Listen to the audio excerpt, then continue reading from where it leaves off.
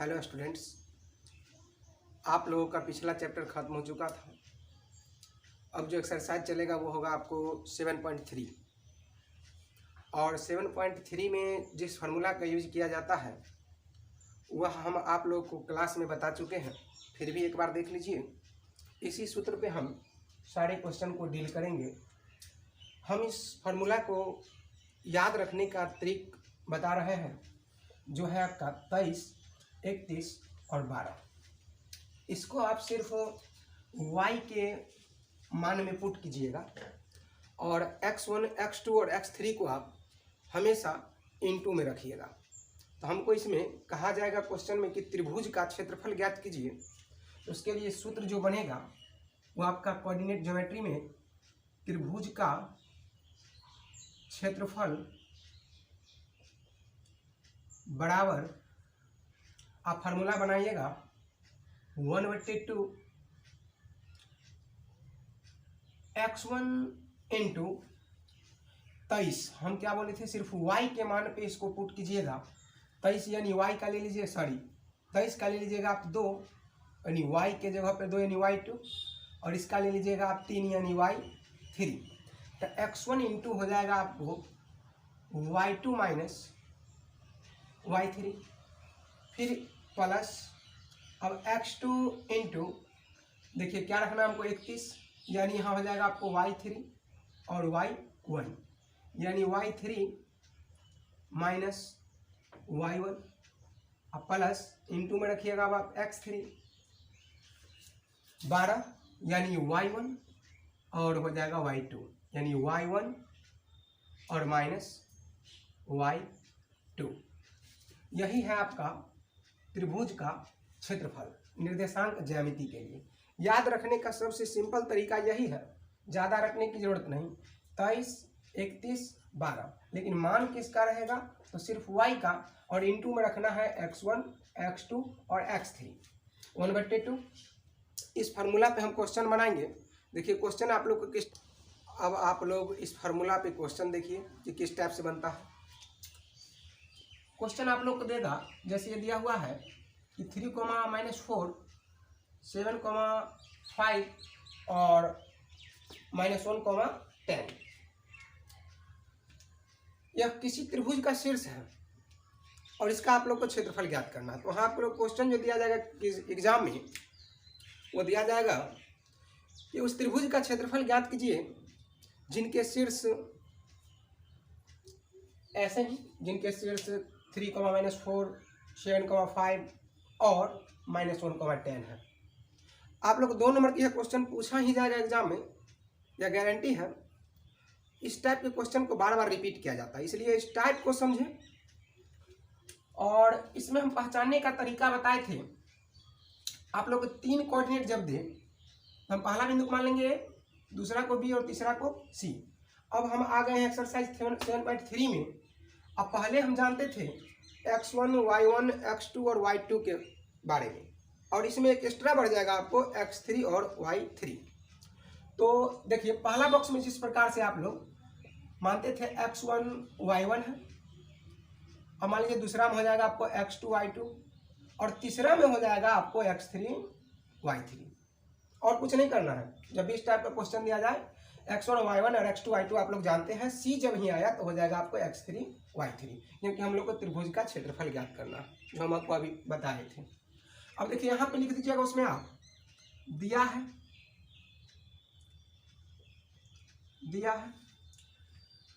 x1 बराबर, y1 बराबर, x2 बराबर, y2 बराबर, x3 बराबर, y3 बराबर। अब देख के लिख लीजिए x1 3, y1 -4, x2 7, y2 5, x3 -1, y3 हो गया आपको 10। हमको निकालना क्या था तो त्रिभुज का क्षेत्रफल, इसलिए त्रिभुज का क्षेत्रफल बराबर, अभी हम फार्मूला बताए पीछे, 1/2 इंटू x1 इंटू 23 यानी y2 माइनस y3, क्योंकि सिर्फ y के मान के लिए ये हम बताए थे 23, 31, 12, यह y के लिए, यह भी y के मान के लिए, यह भी y के मान के लिए।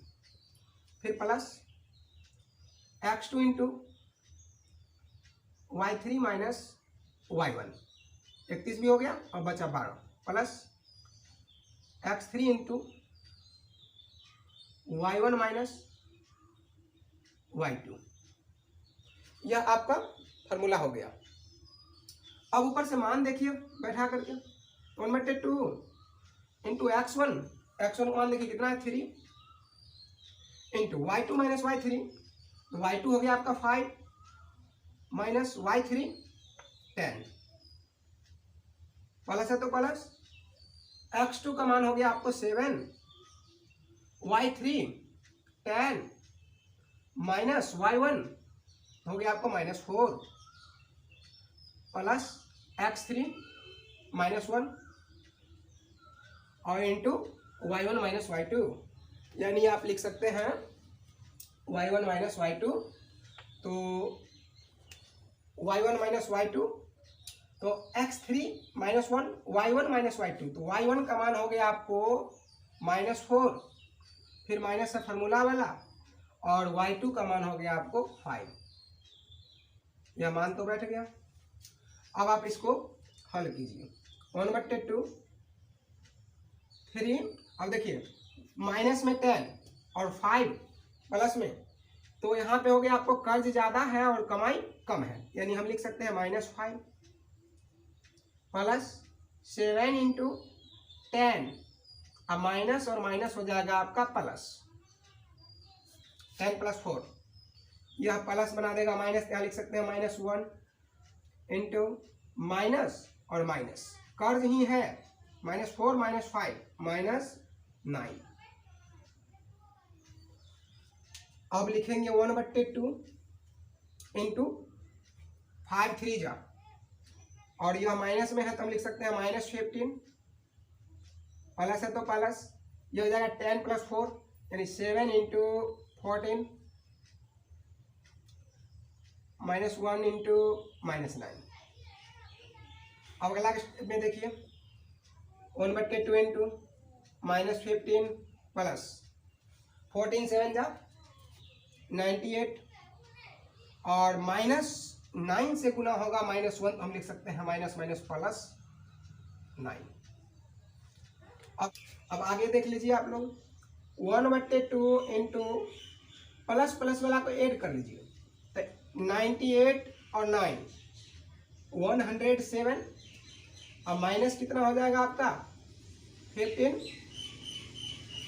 आप चाहिएगा तो इसको उधर भी लिख सकते हैं, कोई दिक्कत नहीं है। अब 107 में से आप घट जा लीजिए 15, आपको बचेगा 92, तो अब गुना में है, ऊपर वाला से गुना होगा, 1 से अगर 92 गुना करेंगे तो 92 हो जाएगा आपको 2, और अगर हम काटते हैं तो 46, 4 दूनी 8 1 बच गया, 6 दूनी 12 46, यही आपका त्रिभुज का क्षेत्रफल आया। यहाँ लिखिएगा वर्ग मात्रक, क्योंकि इसका इकाई को हम नहीं छोड़ेंगे, वर्ग इकाई लिख सकते हैं, वर्ग मात्रक लिख सकते हैं, तो क्षेत्रफल हमेशा स्क्वायर में होता है, इसलिए हम उसको वर्ग इकाई लिखेंगे। इस टाइप से आप लोग क्वेश्चन को बनाइएगा। देखिए ध्यान से रखिएगा कि स्टूडेंट मिस करता है, यहाँ पे ये कैलकुलेशन में बहुत सारे स्टूडेंट को प्रॉब्लम होता है, ये इसको अगर आप लोग डील कर लिए, ठीक है, और यहाँ पे गुना कर लिए, तो समझ लीजिए आपका क्वेश्चन बन जाएगा। यह बहुत इंपॉर्टेंट क्वेश्चन है। इस टाइप के क्वेश्चन आपको 7 पॉइंट एक्सरसाइज NCERT बुक का 7.3 में मिलेगा। क्वेश्चन नंबर फर्स्ट का 1 और 2 आप दोनों बना लीजिएगा, बिल्कुल इसी तरह से बनेगा। आप बुक वाला क्वेश्चन तो बनाइएगा ही, आपका लॉकडाउन अब 25 मई तक हो चुका है, इसलिए कुछ क्वेश्चंस भी हम इसी प्रकार से करवाते रहेंगे। और सभी स्टूडेंट से मेरा यह कहना है कि आप घबराइए नहीं, क्योंकि एग्ज़ाम का तैयारी बहुत कम समय में भी किया जा सकता है, क्योंकि पिछले बार बिल्कुल इसी तरह से लॉकडाउन पे लॉकडाउन चलता रहा और अंत में जा कर के हम कुछ ऑनलाइन के माध्यम से, और उसके बाद जब ऑफलाइन क्लास स्टार्ट हुआ तो आपको सितंबर तक अगर क्लास स्टार्ट हो जाता है, आपका रिजल्ट अच्छा आएगा। सिलेबस ख़त्म कराने का गारंटी हमारा रहा। हम सुबह शाम यानी दोनों टाइम करके आपका सिलेबस को ख़त्म करवा देंगे। इसके लिए आप लोग घबराइए नहीं। और आप मैथमेटिक्स के जितने भी हम वीडियो दे रहे हैं उसको बारी बारी से देखिए, उस क्वेश्चन के टाइप को समझिए और उसको बनाइए।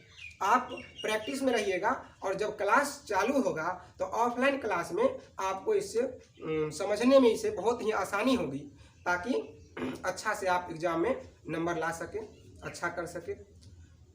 आप ज़रूर पढ़े घर पे रह करके, बाहर ना निकलें, स्थिति बड़ी ही ख़राब है। आप क्वेश्चन देख लीजिए, यह आपका होमवर्क रहा।